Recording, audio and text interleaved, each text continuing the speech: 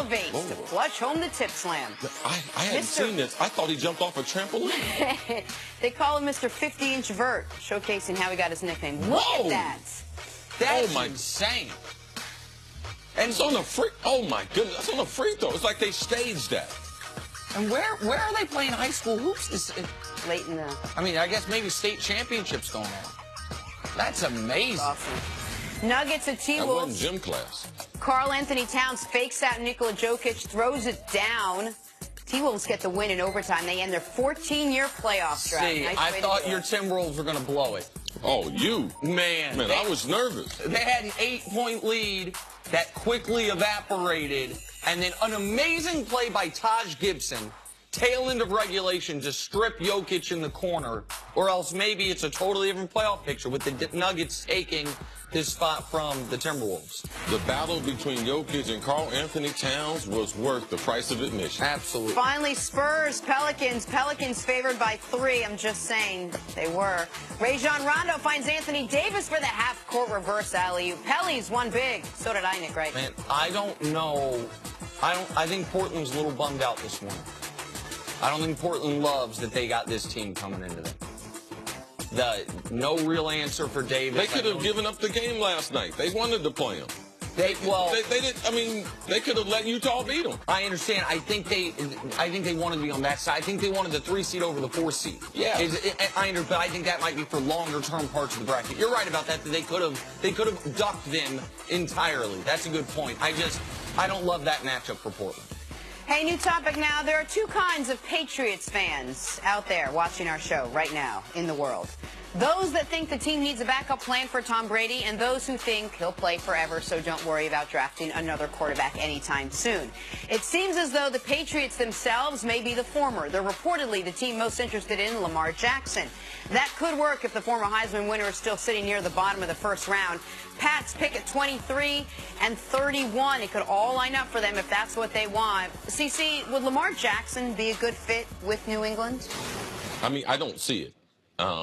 Based on what I've known from Bill Belichick, how he, from a defensive standpoint, first of all, how he likes to attack the quarterback.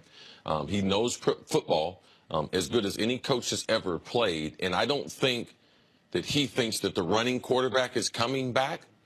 And so I would be shocked by that. I think that his skill set, and I could be wrong. Belichick could surprise me. But what they've done, how he's attacked offenses, what they do offensively, as quick as they get the ball out of the quarterback's hand, as quick as anyone in the NFL. Now, that's not just a Tom Brady thing. That's how they run. When Tom hadn't been in there, they still ran the same system with the same types of reads. So it would be interesting if they took him to see his overall development under one of the greatest football minds ever. But I don't see, I feel like he's a better fit in New Orleans.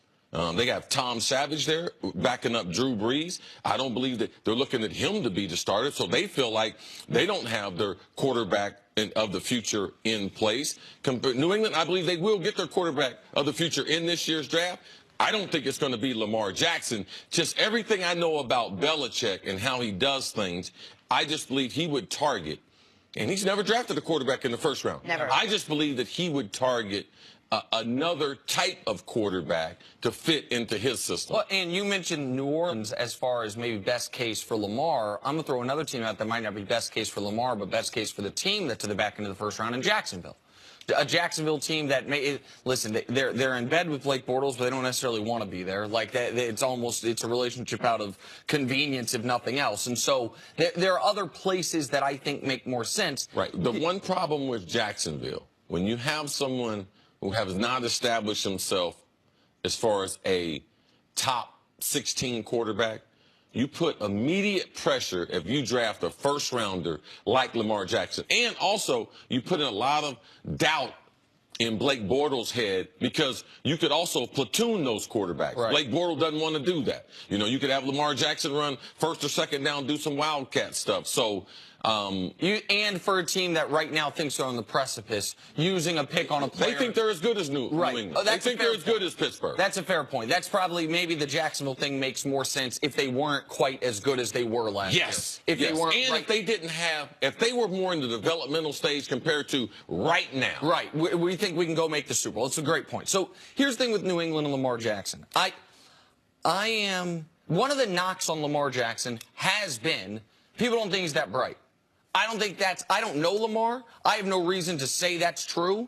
But what I think sometimes happens is people confuse eloquence and intelligence. I can tell you just there is that. There is that. Where if someone doesn't have great diction, or if someone doesn't speak the King's English, as Chris would put it, you think their mind isn't that sharp. Lamar certainly is not the most eloquent of the quarterbacks, right? I don't know that means he's not the most intelligent of the quarterbacks. Why am I bringing that up here? Because it seems like so much of New England's offense is about communication, checking at the line of scrimmage. So many things that if you are not the most eloquent of players, even if your mind can process all of it, I think that is a bigger bridge to a bigger gulf than for most players. Nick, I'll give you an example. Randy Moss. And I'm going to tell you, as a football player and knowing X and O's, he is a football savant. He grew up in West Virginia. I grew up in Ohio. I have a little twang, a little on my diction. I've been fortunate that I've been able to get a lot of help, so it's not as pronounced.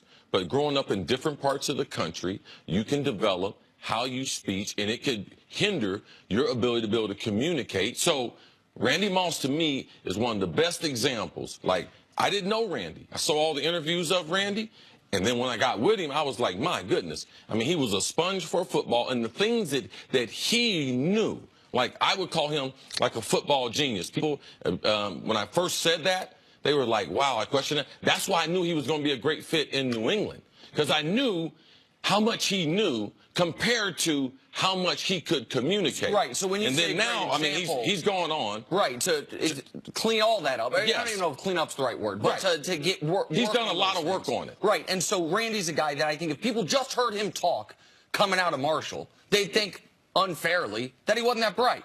When in reality, he had an accent, he didn't have the greatest, maybe, grammatical rules, but his football mind was there. So I wonder if some of that's happening to Lamar, where people assume he's not bright, when in reality, it's just he doesn't speak the way, a lot of us many people were taught to speak, or many people grew up speaking. Go ahead. There's a reason this report came out. What is it you think the Patriots see in Lamar that, knowing the way he plays and his style and what he can and cannot do, that would actually help the Patriots if he's not going to step up right away and be Brady's back? First of all, when we're getting ready for the draft, there's a lot of reports, there's a lot of people saying things. There's also a lot of smoke that people will throw out not because their interest, because someone else. New England might be throwing this out there because they're drafting at the 23rd spot. Yeah. The Saints are at 27. So sometimes it's about positioning. I don't believe that they're as interested. This draft process and what people say, a lot of time it's just throwing people off course. New England, they're not a team. If they were interested in him, we wouldn't know it. You wouldn't know about it. No.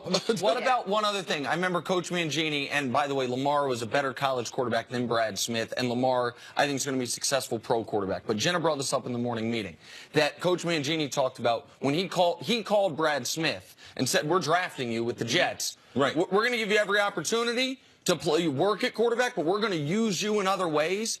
Do you think that is at all a possibility with the New England thing? Like, hey, we're going to groom you as a quarterback as well, but we're going to try to get you on the field in other circumstances. Bill Belichick can do whatever he wants with my talent. All right? Like, he knows what's best. And he knows what's best way to introduce me to the NFL. And he feels like I need to play something else until Tom Brady, because you have to realize what's behind that. Like, you're going to take over for the New England Patriots. Like, he's making a commitment to you. He can do whatever he wants with my talent. I would trust him. A whole bunch of other people, I wouldn't trust them. But I would trust Bill Belichick that he would do what was best for him. Then there's the irony that yesterday we spent the whole show saying the knock on Josh Rosen was that he might be too smart. Hey, you got a Goldilocks zone of intelligence. The knock on Lamar Jackson that he might not be smart enough. These are all rumors. They're all swirling around. Maybe we need to be careful with the reports that we report on. Coming up, have we seen the last of Des Bryant in a Cowboys uniform? The answer next on First Things First. Got that meeting finally. There ain't no such thing as being too smart.